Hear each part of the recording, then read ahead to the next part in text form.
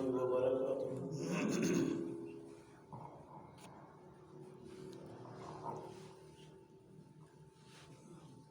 الحمد لله الحمد لله نحمده ونستعينه ونستغفره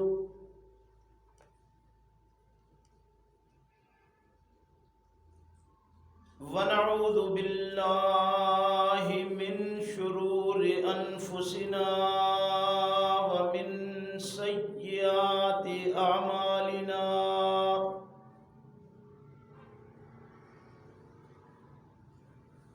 من يهده الله فلا مضل له ومن يضلله فلا هادي له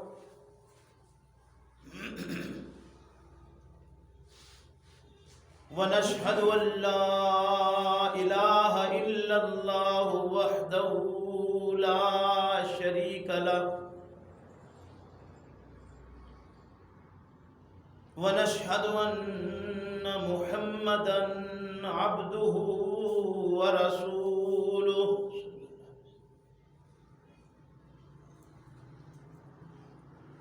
أما بعد فإن خير الحديث كتاب الله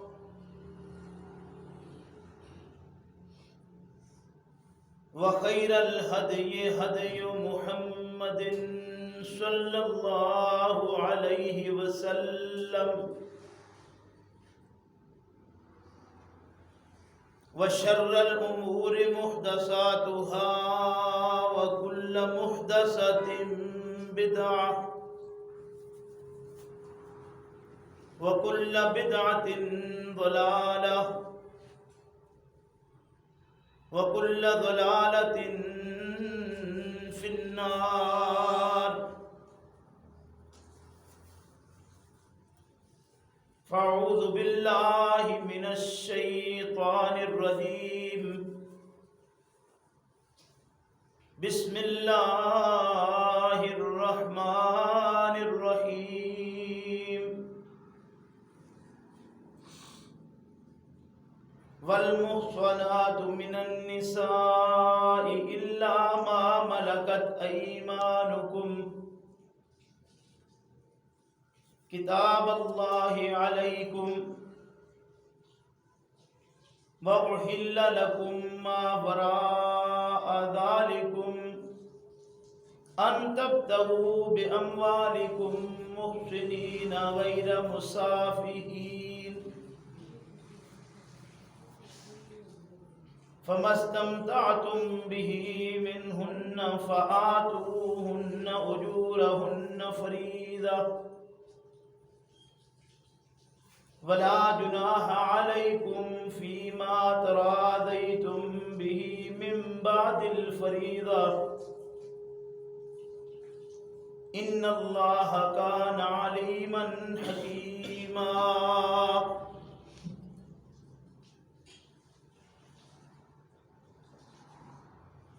والمحصنات من النساء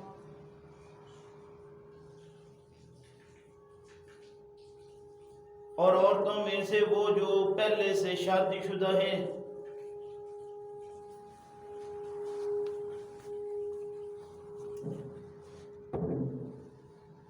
ان سے بھی نکاح حرام ہے الا ما ملکت ایمانکم مگر وہ جو مل کے یمین ہو گئے دائنے ہاتھ تمہارے کتاب اللہ علیکم لکھ دیا اللہ نے تمہارے لیے اوپر تمہارے وَأُحِلَّ لَكُمْ اور حلال کر دی واسطے تمہارے مَا وَرَاءَ ذَلِكُمْ جو ان پیچھے گزر چکی ہیں ان کے علاوہ تمام کی تمام ان تبتغوا یہ کہ تلاش کرو تم بِأَمْوَالِكُمْ اپنے مالوں کے ساتھ محسنین پاک بازی کے لیے غیر مصافحین نہ ہی بدکاری کے لیے، صفاحت کے لیے۔ فَمَسْتَمْتَعْتُمْ بِهِ، پس جب فائدہ اٹھا لو تم، استمتاع کر لو تم بھی ان کے ساتھ، منہن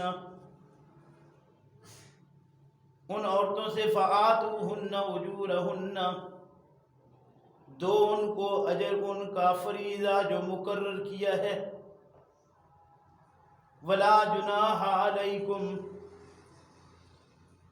اور نہیں ہے گناہ تم پر، فیما تراضیتم اس بارے میں کہ تم آپس میں میاں بیوی بننے کے بعد راضی ہو جاؤ، بہی ساتھ اس کے، من بعد الفریضہ اس حق مار کی ادائیگی کے بعد۔ ان اللہ کان علیما حکیما، بلا شبہ اللہ ہے جاننے والا، حکمت والا۔ سبحان ربک رب العزت عما یصفون، وسلام علی المرسلین، والحمد للہ رب العالمین۔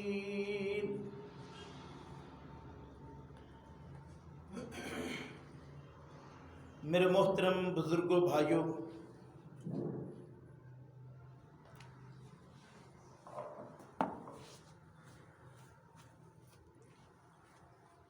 آج کے سبق میں ہمارا 5واں پارہ شروع ہو رہا ہے۔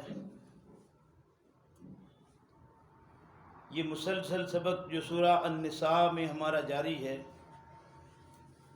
یہ سورہ النساء کی 24 نمبر آیت ہے جو آج کے سبق میں آپ ترجمے کے ساتھ سن چکے ہیں۔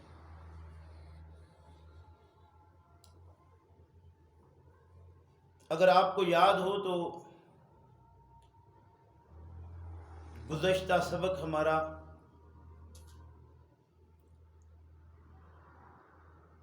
نکاح کی حرمات کے متعلق تھا کہ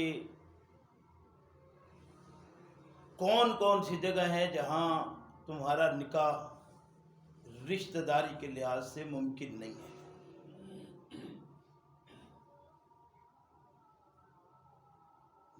کون کون سے رشتے ہیں جن میں نکاح ہونا ممکن نہیں، کون کون سی رشتہ داری ہے جس میں نکاح کو حرام کیا گیا ہے۔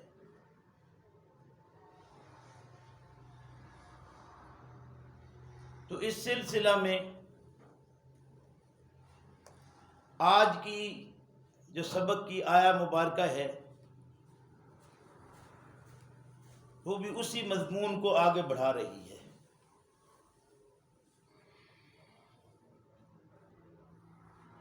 اور ایک دو باتیں ہماری پچھلے سبق میں بقایا تھیں،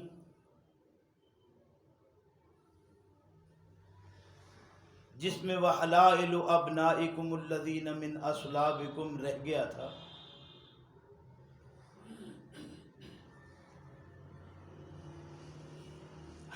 حلائل حلیلہ سے ہے،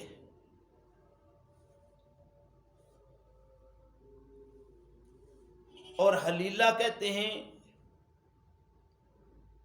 کسی کے سامنے اپنی چادر کو اتارنا،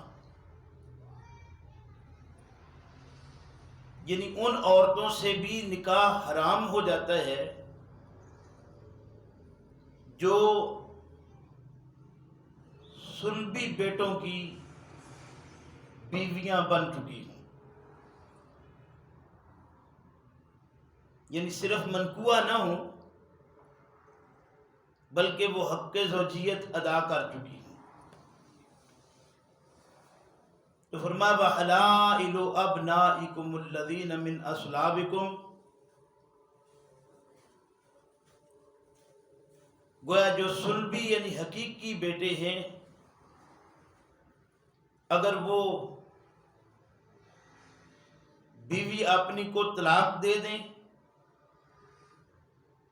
اور وہ عورت آزاد ہو جائے اس کے نکاح سے، یا دوسری صورت میں ایسا بھی ممکن ہے، ہو بھی جاتا ہے، اللہ معاف فرمائے، کہ بیٹا فوت ہو گیا ہے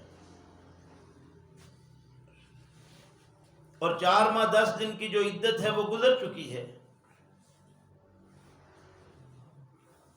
اس کے بعد یہ بھی کنفرم ہے کہ اب یہ فارغ ہو چکی ہے اس کے نکاح سے، گویا حاملہ نہیں ہے، تو ظاہر عدت مکمل ہوگی اس کی۔ اب اس دورانیے میں وہ کہیں نکاح کرنا چاہے یا جن کی ذمہ داری میں ہے وہ اس کا کہیں نکاح کرنا چاہے جس پر وہ رضامند ہو جائے، تو بھی وہ جس کے نکاح میں تھی اس کا حقیقی باپ اس کے ساتھ نکاح نہیں کر سکتا۔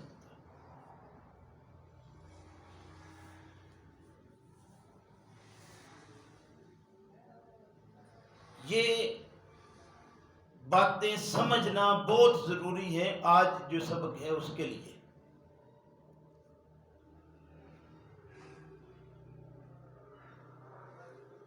ایسا بھی ممکن ہے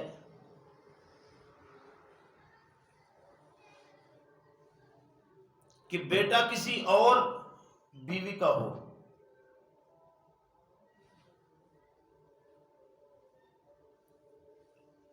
وہ عورت جس کا وہ بیٹا ہے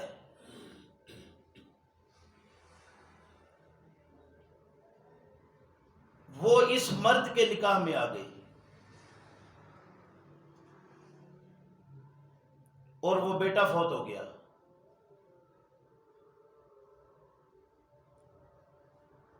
تو یہ بیٹا اس کا حقیقی بیٹا نہیں ہے۔ اسی طریقے سے اس مرد نے جس کا یہ بچہ بنایا گیا ہے کسی اور کا بیٹا لے کر اس نے پرورش کر لیا ہے، تو چاہے بالکل بچپن سے ہی پرورش میں موجود ہو، یعنی متبنہ ہے، بچپن میں ہی بیٹا بنا لیا ہے کسی کو،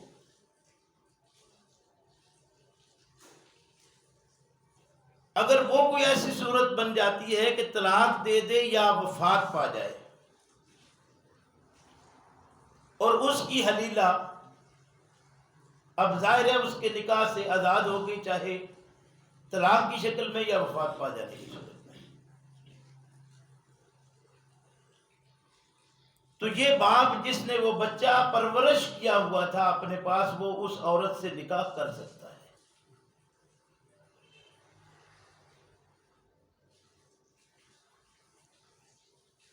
یہ باتیں میں اس لیے عرض کر رہا ہوں کہ پیغمبر اسلام صلی اللہ علیہ وسلم کے ساتھ ذاتی طور پر یہ معاملہ پیش آیا کہ زید کو متبنہ بنا لیا نبی اکرم صلی اللہ علیہ وسلم نے، یہ چاہے پہلے غلام کی صورت میں آپ صلی اللہ علیہ وسلم کے پاس آئے تھے اور یہ غلام تحفۃً ملا تھا، جب اس کے والدین نے چاہا کہ یہ بیٹا ہمارا ہے اور ہم اسے واپس لینا چاہتے ہیں، تو گویا ہم غلام کو آزاد کرا کے اپنے بیٹے کو اپنے ساتھ لے جانا چاہتے ہیں، آپ اس کی قیمت بتائیے، ہم دے کر یہ لے جانے کو تیار ہیں۔ پیغمبر اسلام صلی اللہ علیہ وسلم نے ارشاد فرمایا کہ آپ قیمت دے کر لے جانا چاہتے ہیں تو آپ کے لیے ایک آسان حل میں کر دیتا ہوں کہ اس بچے کو پوچھ لیجئے، اگر وہ جانا چاہتا ہے تو میں ویسے ہی اس کو بھیجنے کو تیار ہوں۔ جب بچے سے پوچھا گیا تو پیغمبر اسلام صلی اللہ علیہ وسلم کی شفقت سے جدا ہونے کو اس نے پسند ہی نہ کیا، آپ صلی اللہ علیہ وسلم یہ دیکھیے جب کسی شخص کو آزادی دی جائے کہ آپ جانا چاہتے ہیں تو چلے جائیں، اس کا مطلب یہ ہے کہ وہ اپنی غلامی سے تو آزاد کر ہی دیا تھا، اس نے اپنی آزادی کے ساتھ یہ فیصلہ کیا ہے کہ میں پیغمبر اسلام صلی اللہ علیہ وسلم کی خدمت کو اپنے لیے اس آزادی سے بہتر سمجھتا ہوں جو یہاں سے مجھے جانے میں۔ تو پیغمبر اسلام صلی اللہ علیہ وسلم نے اپنی بات کو اسی طرح قائم رکھا، فرمایا کہ اب یہ جانا نہیں چاہتا تو یہ پسند کرتا ہے کہ میں غلام ہی رہوں گا، لیکن آزادی سے فیصلہ کرنے والا اب آزاد ہی ہے، غلام نہیں ہے۔ اور جب اس نے آزاد ہو کر بھی جانا پسند نہ کیا تو پیغمبر اسلام صلی اللہ علیہ وسلم نے اسے اپنا ہی بیٹا بنا دیا۔ روایات میں یوں بھی آتا ہے کہ اس زید کو زید بن محمد کے نام سے بھی پکارا جاتا رہا۔ اللہ رب کریم نے ارشاد فرمایا کہ ما کان محمد ابا احد من رجالکم، تم مردوں میں سے محمد الرسول اللہ صلی اللہ علیہ وسلم کسی مرد کے حقیقی باپ نہیں ہے۔ اس بات کی بھی وضاحت ہو گئی، اور پھر اس سلسلے کو مضبوط مزید اس طرح کر دیا کہ آپ صلی اللہ علیہ وسلم جیسے ایک بچے کی پرورش ہی نہیں ذمہ داری ہوتی ہے، یعنی بحیثیت باپ اس بچے کے اپنی حقیقی پھپھو کے گھر چلے گئے کہ مجھے رشتہ درکار ہے اپنے بیٹے کے لیے۔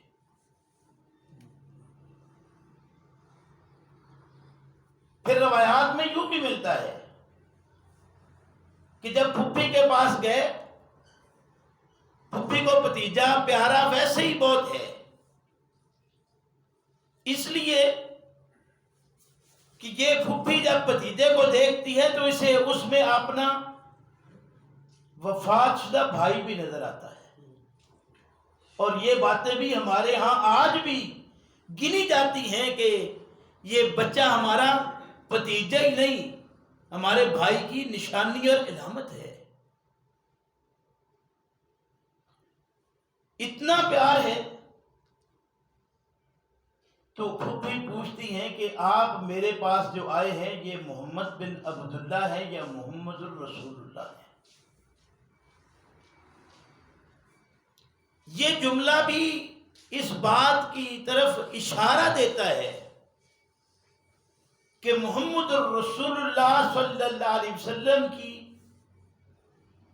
ایک حیثیت محمد الرسول اللہ کی ہے صلی اللہ علیہ وسلم کی، تو دوسری حیثیت محمد بن عبداللہ کی بھی ہے۔ محمد بن عبداللہ ایک شخصیت ہے، گویا اس کی بات کا اگر رد ہو جائے تو قباحت نہیں تھی، لیکن جب محمد الرسول اللہ ہوں تو بحیثیت رسالت کوئی بات ہو تو اس کا رد کفر پر مبنی ہو جاتا ہے۔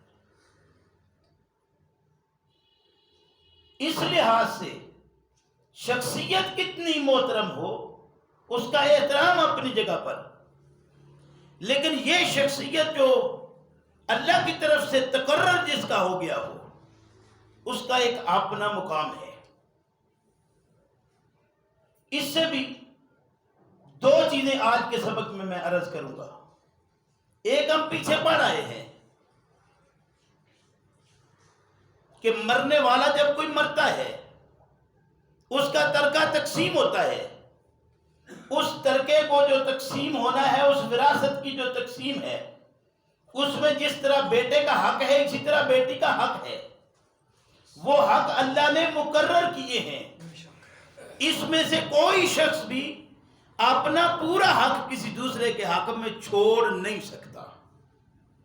لہذا یہ بات جو ہمارے ہاں معروف ہو گئی ہے کہ بہن اپنی مرضی سے دے گئی ہے، یہ بھی اپنے لحاظ سے ایک جرم بنتا ہے، کیونکہ جب اللہ کسی بات کو مقرر کر دے تو اللہ کے کیے ہوئے تقرر کو توڑنے کا کوئی حق کسی شخص کے پاس بھی نہیں ہے۔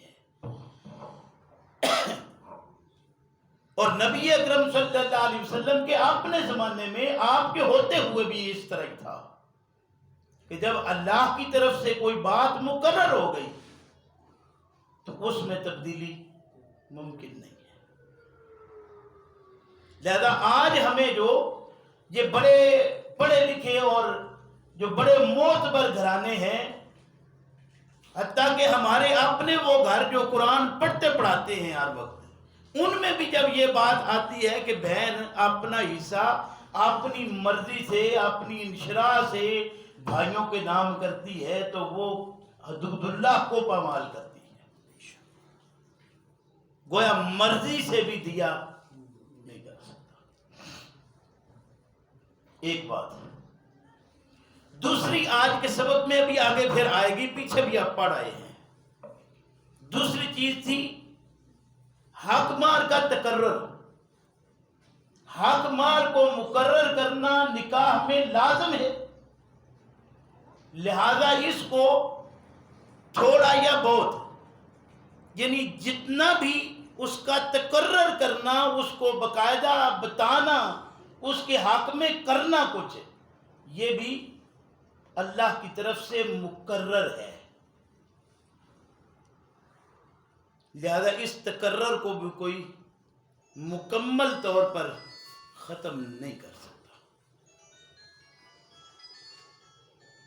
یہ باتیں تھوڑی کڑوی ہیں کیونکہ معاشرے میں سننا اس کو پسند نہیں کیا جاتا۔ بات اصل یہ ہے کہ جو حدود اللہ ہیں ان کا پاس کرنا لازم اور ضروری ہے۔ اللہ ارشاد فرماتے ہیں وَحَلَائِلُ أَبْنَائِكُمُ الَّذِينَ مِنْ أَصْلَابِكُمْ، جو صلبی اولاد ہے، بیٹا ہے، اس کی حلیلہ سے اس کے مرنے کے بعد یا طلاق دینے کے بعد اس کا وہ حقیقی باپ نکاح نہیں کر سکتا۔ وَأَن تَجْمَعُوا بَيْنَ الْأُخْتَيْنِ إِلَّا یا دو بہنوں کو اکٹھا بھی ایک وقت میں نہیں رکھا جا سکتا، وہ بہنیں حقیقی ہوں، وہ پھپھی اور بھتیجی ہوں، وہ خالہ بھانجی ہوں، بھانجی کے اوپر خالہ، موقع پر دونوں کو اکٹھا، پھپھی کے ساتھ بھتیجی کو یا بھتیجی کے ساتھ پھپھی کو، دونوں کو ایک موقع پر ایک ہی وقت میں اکٹھا نہیں رکھا جا سکتا۔ تو ان ساری باتوں کے بعد آگے اللہ کے ارشاد فرماتے ہیں، آج کے سبق کی طرف فرمایا والمحصنات من النساء، جو شادی شدہ عورت ہے اس سے بھی نکاح نہیں کیا جا سکتا۔ خامد والی عورت ہے اس سے نکاح نہیں کیا، یعنی ایک عورت اپنے دو خامد ایک وقت میں نہیں رکھ سکتی۔ یہ بھی اسی طرح حرام ہے جس طرح ماں کے ساتھ یا بہن حرام ہے یا پھپھی حرام ہے یا خالہ حرام ہے، یا جتنے آپ نے یہ رشتے پڑھ لیے ہیں، جس طرح فرمائیے وہی ہے حرمت علیکم امہاتکم و بناتکم جو پڑھا ہے، اس کے ساتھ ہی فرمایا کہ والمحصنات من النساء، عورتوں میں سے وہ جو شادی شدہ ہیں وہ بھی اسی طرح حرمت میں آتی ہیں۔ نہیں، شادی شدہ عورت کے ساتھ نکاح کوئی دوسرا آدمی نہیں کر سکتا۔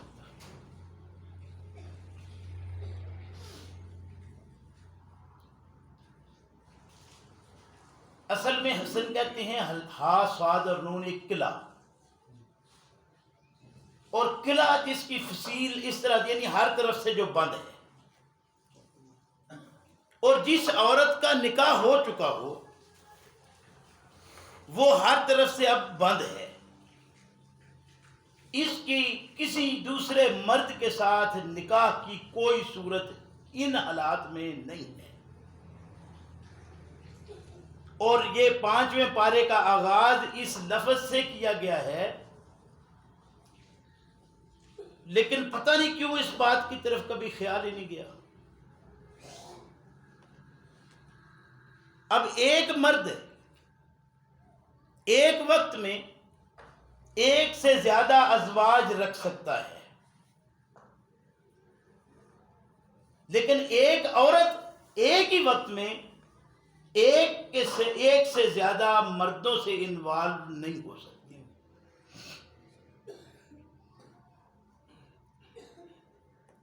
اچھا، نکاح کا جو مقصد ہے وہ کیا ہے؟ فرمایا ایک تو مقصد اس کا یہ ہے کہ تمہیں لیسکن الیہا، تاکہ تم تسکین حاصل کرو زندگی کی۔ سکون انسان کو کب ہوتا ہے؟ اور یہ وقتی سکون کی بات نہیں ہے، یہ چند منٹ کا جو سکون ہے اس کی بات نہیں ہے، جسے اس وقت ہمارا معاشرہ سکون سمجھتا ہے۔ یہ ایک معاشرے کا سکون ہے اس میں،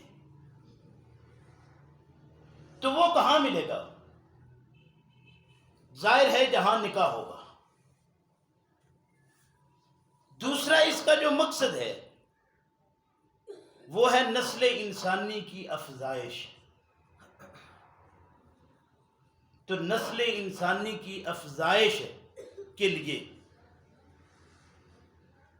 اگر ایک مرد کے ہاں 2 3 4 عورتیں ہوں تو بھی وہ نسب ان کا واضح اور کلیئر ہوگا۔ لیکن ایک عورت کے ہاں اگر 2 مرد آ جائیں تو اس میں ہاں انسان بن سکتے ہیں، اس میں شکل و صورت کے لحاظ سے اس میں شک نہیں ہے، لیکن حسب و نسب کا کچھ پتہ نہیں ہوگا۔ تو اس وجہ سے بھی یہ بات لازم ہو گئی کہ ایک عورت ایک وقت میں 2 مرد نہیں رکھ سکتی۔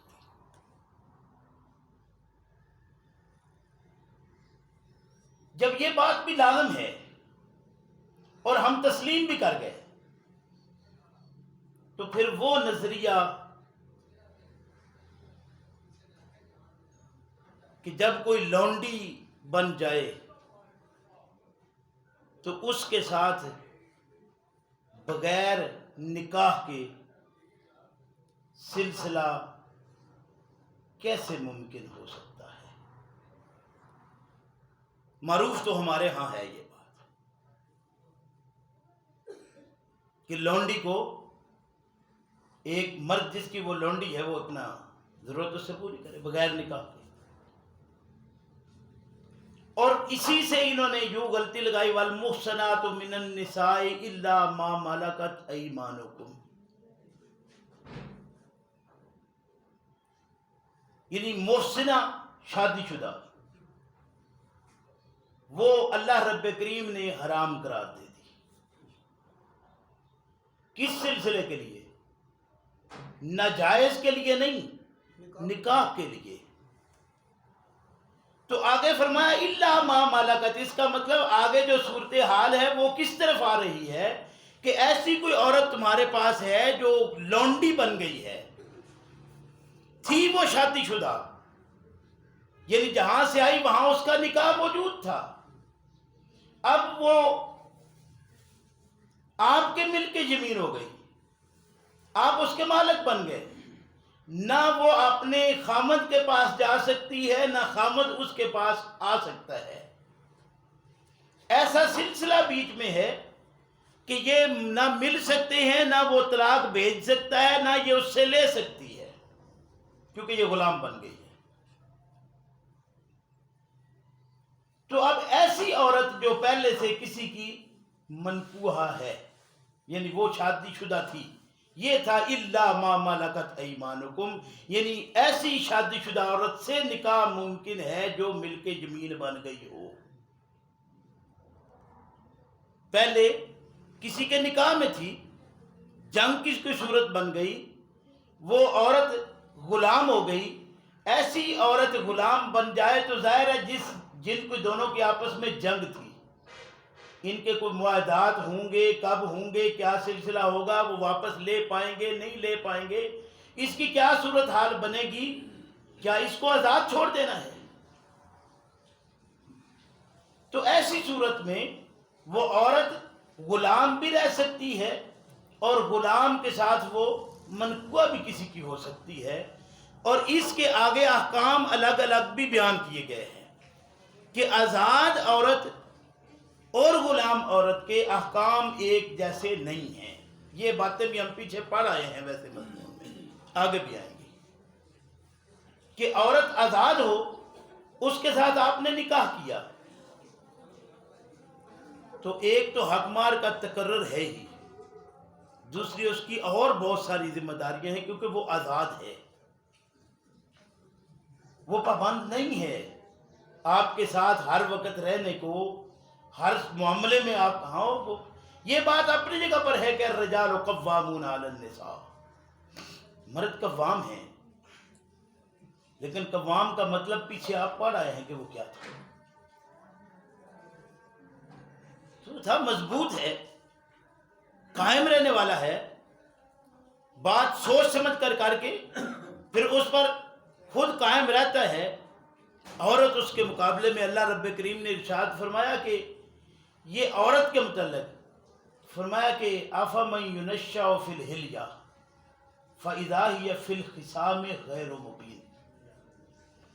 ان عورتوں کے متعلق فرمایا کہ یہ جو زیورات میں پلی ہوئی ہیں یہ تو وہ ہیں کہ کہیں جھگڑے کی صورت بن جائے تو یہ اپنی بات بھی واضح نہیں کر سکتی کہ جھگڑا کس بات پر ہے. ایک سے دوسری، دوسرے سے تیسری، تیسری سے چوتھی بات ان کی طرف آ جائے پہلی بھول چکی ہوئی ہوتی ہے کیونکہ وہ سلسلے میں اس طرح کی. تو یہ چیزیں بہرحال آج بھی ہیں. فرمایا والمحصنات من النساء، عورتوں میں سے وہ جو پہلے سے شادی شدہ ہیں ان کے ساتھ بھی نکاح نہیں ہو سکتا. اب یہ ساری زندگی جو ہم کہتے ہیں کہ یہ فلاں بھی غیر محرم ہے، فلاں بھی غیر محرم ہے، فلاں بھی، یعنی ہر طرف ہم کہتے ہیں، اور خصوصاً عائلی زندگی میں دیور کے متعلق جو شاید پچھلے جمعہ بھی بات ہوئی تھی، جمعہ کے بعد، اب اس کا نکاح ہو ہی نہیں سکتا کسی اور کے ساتھ، اور جو نکاح کے ساتھ چیزیں لاگو ہیں وہ ظاہر ہے جس سے نکاح ہے اسی کے ساتھ ہیں، باقی صورت تو کہیں ہے ہی نہیں ہے. اور حرام کی اگر باہر اجازت نہیں تو گھر میں کیسے ہو جائے؟ تو یعنی ایک بات کے اندر ایسی ایسی چیزیں ساری چھپی ہوئی ہیں لیکن ان کا اظہار کر کے انسانیت سامنے آ جاتی ہے جو ہمیں چاہیے نہیں. ایک شادی شدہ عورت کے ساتھ کسی بھی دوسرے مرد کا نکاح ممکن نہیں ہے. تو اب جب اس کا نکاح کسی سے ہو ہی نہیں سکتا تو پھر وہ جو صورتحال ہم قائم کرتے ہیں، حدود مقرر کرتے ہیں، یہ پردہ، یہ پردہ، یہ پردہ، وہ سارے کہاں گئے؟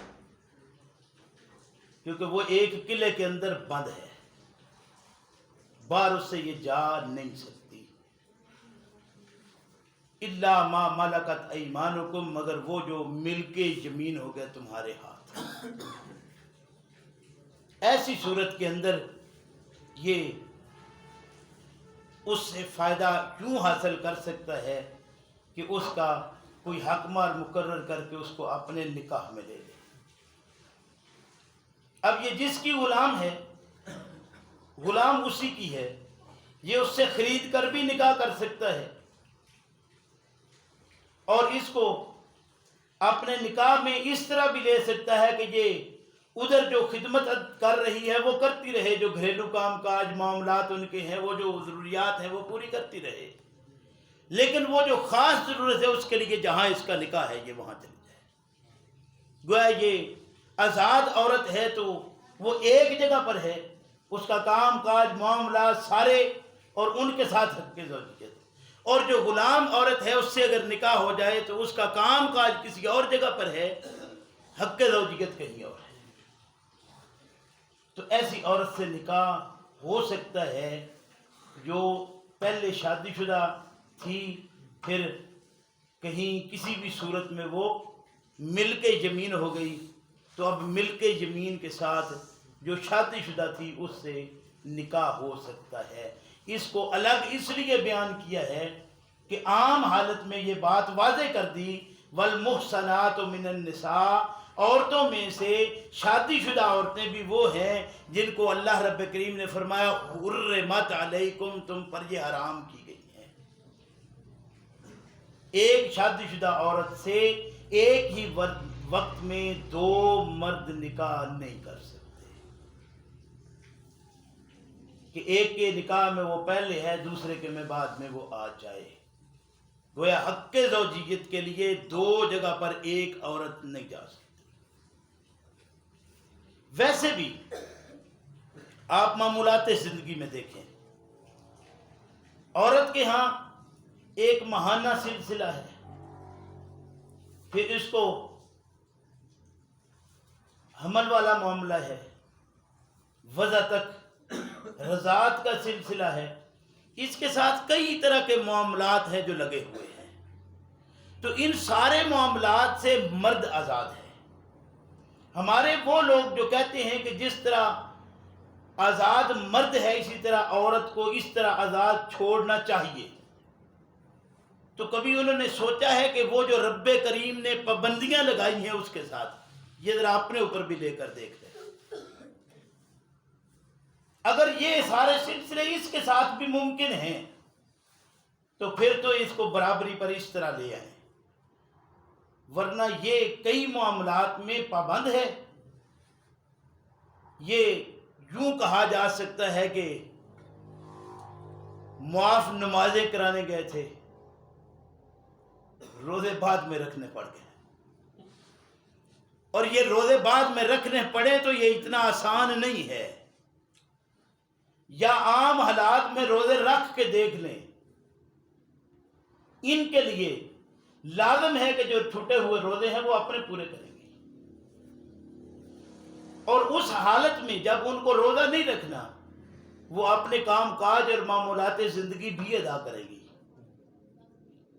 اگر تم کو ان معاملات میں ضرور برابری کرنا ہے تو پھر یہ کام اپنے ساتھ بھی کر کے دیکھ لیجیے. لیکن جو جہاں بات ہے وہاں اس کو سمجھ لینا انسان کے لیے بہتر ہوتا ہے. فرمایا کتاب اللہ علیکم، یہ اللہ رب کریم نے تمہارے لیے باتیں لکھ دی ہیں. وَأُحِلَّ لَكُمْ مَا وَرَاءَ ذَلِكُمْ، اس کے علاوہ جتنی عورتیں ہیں وہ تمہارے لیے حلال کر دی گئی ہیں. اب بتائیے ذرا خاندانی پابندیاں اللہ کی طرف سے ہیں؟ ذرا سوچ لیجئے اس بات کو. ہمارے معاشرے نے پابند کر دیا ہے کہ میرا یہ خاندان ہے، ہم اس فلاں خاندان کا ہوگا مرد، فلاں خاندان کی عورت ہمیں ملے گی. تو یہ پابندی کس نے لگائی؟ وَأُحِلَّ لَكُمْ مَا وَرَاءَ ذَلِكُمْ، اس کے علاوہ جتنی عورتیں ہیں وہ تمہارے لیے حلال ہیں. عمر کی قید کوئی نہیں لگائی، خاندان کی قید کوئی نہیں لگائی، برادری اور رشتہ داری کی کوئی قید نہیں لگائی کہ یہ رشتہ دور کا ہے قریب کا ہے، خاندان میں کس طرح کے قرب ہیں. جو مخصوص رشتے ہیں حرمت والے وہ بتا دیے ہیں. وَأُحِلَّ لَكُمْ مَا وَرَاءَ ذَلِكُمْ، جو اس کے ورا ہے، اس کے ورا جو بھی ہے وہ حلال ہے. أَن تَبْتَغُوا بِأَمْوَالِكُمْ، تاکہ تلاش کرو تم اپنے اموال کے ساتھ. مال کس کا ہوتا ہے؟ عورت کا ہمارے ہاں یا مرد کا؟ آپ دیکھیے ذرا، ہمارے گھروں میں ہماری دادی کا سامان پڑا ہوا ہے، ماؤں کا سامان پڑا ہوا ہے، بیویاں ہماری سامان لے کر آئی ہیں. اوپر بھی کئی لوگوں کے ہاں ہوگا، اللہ رب کریم ان تبتغوا باموالکم، اپنے مالوں سے تمہیں یہ تلاش کرنا ہے سلسلہ، لیکن مال ہمارے پاس سارا ماں کی طرف سے، بیوی کی طرف سے، یعنی عورت کی طرف سے، حالانکہ مال چاہیے تھا مرد کی طرف سے۔ اب یہ ایک ایک بات میں کتنی کتنی چیزیں ہیں جو چھپی پڑی ہیں، ان کی طرف ہمارا دھیان کوئی نہیں جائے گا، اور وہ ملک یمین جو آج ہمارے ہاں ممکن نہیں ہے، اس کے اوپر ساری بحث ہے۔ میں نے اس لیے یہ اشارہ دیا ہے کہ اصل میں جس طرف ہمیں جانا چاہیے اس طرف بھی کوئی سوچ ہماری چلنی چاہیے تھی، کہ آج ہم کم سے کم یہ اپنا ذہن بنا لیں کہ کل تک جو ہو چکا وہ ہو چکا، آج میرے بیٹے کا وقت آئے تو میں اپنے بیٹے کے لیے اپنے گھر سے مال لگاؤں، دوسرے کے گھر سے مال نہ لوں۔ اور ہمارے ہاں یہ باتیں کر کے نا لوگ ہاتھ کھڑے کرواتے ہیں، بتاؤ ذرا کون کون تیار ہے، اور پھر سارا جھوٹ ہوتا ہے اس میں۔ میں نہیں کہتا ہاتھ کھڑے کریں، لیکن یہ ضرور کہوں گا کہ اپنے ایسے موقع پر اپنے اندر جھانکیے گا ضرور کہ جو ہو چکا ہے، اور یہ بات بھی یاد رکھیے کہ تفہیم ہو جانے کے بعد بھی عمل کرنا کو جو لازم ہو جاتا ہے وہ آسان نہیں ہوتا۔ ایک بات چلتے چلتے عرض کروں کہ ایک بات تفہیم ہو گئی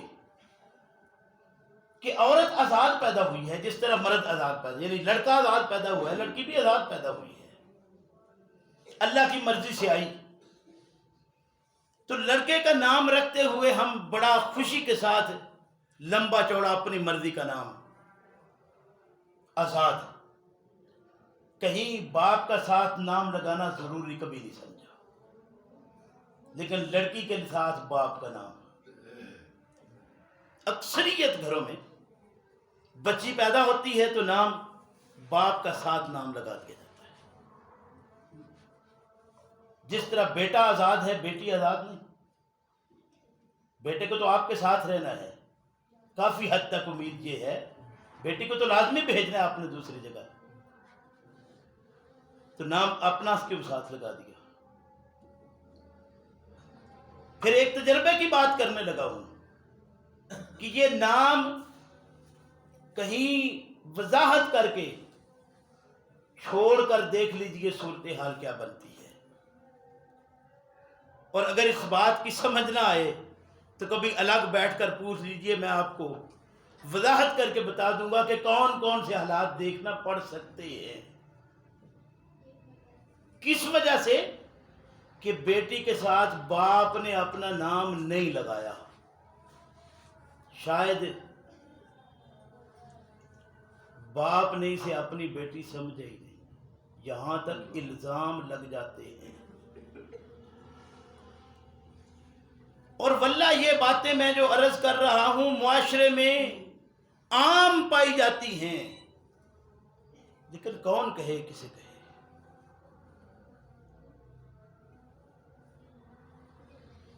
عرض یہ کر رہا تھا کہ یہ جو آزادیاں ہیں ان کو آزادی رہنا چاہیے تھا، اس میں جہاں بندش تھی وہاں ہمیں تفہیم ہو جانا چاہیے تھی۔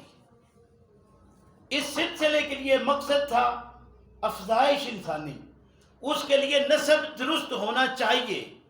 نسب تب درست رہتا ہے جب عورت کے ہاں مرد ایک ہو، مرد کے ہاں جتنی بھی عورتیں آ جائیں گی ان کا نسب ایک ہی رہے گا، اس میں شک نہیں ہوگا۔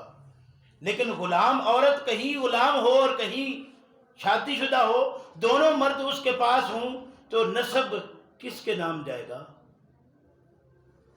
پھر صرف اتنا ہی نہیں ہے کہ نسب کا معاملہ ہے، اس کی رضاعت ہے۔ یہ پڑھا ہے ہم، کس کس کی رضاعت کہاں کہاں اس کی جاتی ہے، اس کے رشتہ داری کس طرف سے آئے گی، وہ باپ کون ہے، سلسلہ کدھر اس کا بنے گا، کون اس کے ساتھ نکاح کر سکتا ہے، کون نہیں کر سکتا، حسب و نسب میں یہ سارے معاملات بیچ میں آ جائیں گے۔ لیکن مرد ایک ہو عورتیں 4 بھی ہوں تو ان سب کی وضاحت ہو جائے گی کہ یہ اس کے لیے رضاعت والی جگہ کون کون سی ہے، کہاں کہاں اس کا معاملہ رضاعت کا ہے، کہاں کہاں اس کا معاملہ نسب کا ہے، ساری بات وضاحت کے ساتھ ہو جاتی ہے۔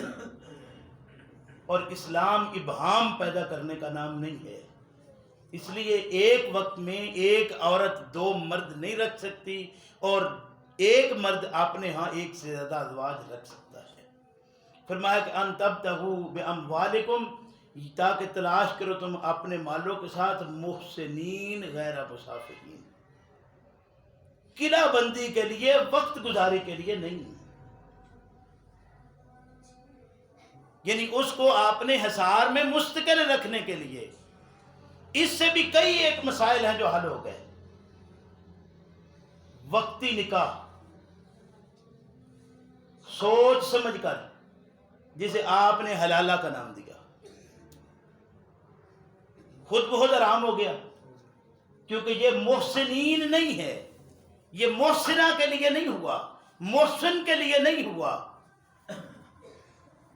بلکہ یہ وقت گزاری تھی، یہ سفاہت ہے۔ اور اسلام نے کیا کہا؟ فرمایا کہ محسنین غیر مسافحین، قلعہ بندی کے لیے ہو، یعنی یہ نکاح آپ کا یہ سوچ سمجھ کر ہے کہ مجھے اس کے ساتھ زندگی گزارنا ہے، اس لیے نہیں ہے کہ یہ وقتی ہے۔ اور اس وقتی میں کئی ایک اپنے اپنے مسلک کے لحاظ سے اور بھی بہت کچھ ہے جو اس میں پایا جاتا ہے، جیسے شیعوں کے ہاں متع کا ہے، یا اور کتنے مسائل ہیں جو اس کے اندر سے نکلتے ہیں۔ فرمایا کہ یہ محسنین غیر مسافحین، یہ نکاح مستقل بنیادوں پر کرنا ہے، صفاحت کے لیے نہ ہو۔ فَمَسْتَمْتَعْتُمْ بِهِ مِنْهُنَّ، پس جب تم فائدہ اٹھا لو ان سے تو فَآتُوهُنَّ أُجُورَهُنَّ فَرِيضَةً، اب یہ جو مقرر کیا تھا نا تم نے حق مار، ان کا دینا تم پر لازم ہو گیا ہے۔ گویا بوقت نکاح اس کا تقرر لازم تھا۔ آپ تقرر کر لیتے کہ نکاح ہو گیا ہے، ابھی رخصتی نہیں ہوئی، تو نکاح کے وقت اس کا تقرر ہو گیا کہ یہ حق مار ادا کیا جائے گا یا ادا کر رہا ہوں، جسے ہمارے ہاں معجل یا غیر معجل کا نام دیا جاتا ہے، کہ نکاح کے وقت وہ جو مقرر کیا ہے، جب فائدہ اٹھانے کا وقت ہے تو اس وقت آپ کو استمتاع کے وقت، اس کے بعد آپ کو وہ جو مقرر حق مار ہے وہ دینا لازم ہو گیا۔ ہاں اس کے علاوہ اگر کوئی بات ایسی پیش آ گئی ہے کہ نکاح ہوا ہے لیکن رخصتی نہیں ہوئی، معاملہ طلاق کا ہو گیا، یا جس سے نکاح ہوا وہ فوت ہو گیا، تو جو اس نے مقرر کیا تھا وہ سارا اس کو دینا لازم نہیں ہوگا۔ فَمَسْتَمْتَعْتُمْ بِهِ مِنْ، یہ بات بھی بعد میں بتا کر، یعنی بیان کر کے واضح کر دی کہ اصل میں جو سلسلہ تھا۔ اور یہ بات بھی یاد رکھی، یہاں لفظ ہے اجور، اجور اجرت کو نہیں کہتے، یعنی مزدوری، یہ مزدوری نہیں ہے، بلکہ یہ تھا آپ کا صدقاتہن نہلا، یہ فائدہ تھا۔ آپ کسی شخص سے مزدوری لیتے ہیں، کام لیتے ہیں، اور اس کی مزدوری اسے ادا کر دیتے ہیں، تو حق آپ کا ادا ہو گیا، آپ نے جو طے کیا تھا وہ دیا اور کام لے لیا۔ ایک یہ ہے کہ آپ نے کسی کو کچھ دیا، کچھ دینے کے بعد پھر اس کا اجر آپ نے اللہ سے لینے کے لیے کہ اس کا جو اجر ہے وہ ہمیں اللہ دے گا۔ فَآتُوهُنَّ أُجُورَهُنَّ فَرِيضَةً، اس لیے ادھر کہا تھا صدقاتہن نہلا، یہاں کہا اجورہن، فریضتاً، جو مقرر کر لیا ہے نا ان کے لیے، وہ ان کو دینا لازم ہو گیا ہے، جو نکاح کے وقت آپ نے لازم کر لیا تھا۔ اللہ ہم سب کو سمجھنے کی توفیق عطا فرمائے۔ کہ قرآن کریم کے احکامات کیا ہے اور ہم کس طرف اور کیا کر رہے ہیں۔ ربنا لا تزغ قلوبنا بعد إذ هديتنا وهب لنا من